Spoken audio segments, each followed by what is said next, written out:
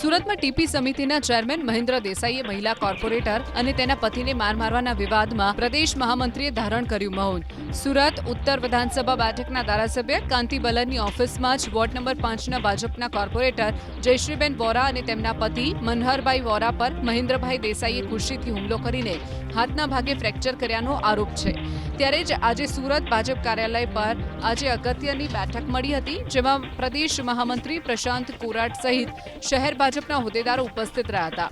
મહિલા કોર્પોરેટરને ટીપી કમિટીના ચેરમેને માર માર્યાના આરોપ પર મીડિયાકર્મીઓએ જ્યારે પ્રદેશ મહામંત્રી પ્રશાંત કોરાટની પ્રતિક્રિયા લેવા પહોંચ્યા તો પ્રશાંત કોરાટ મીડિયાકર્મીઓના સવાલો પર મૌન ધારણ કરીને ચાલતી પકડી.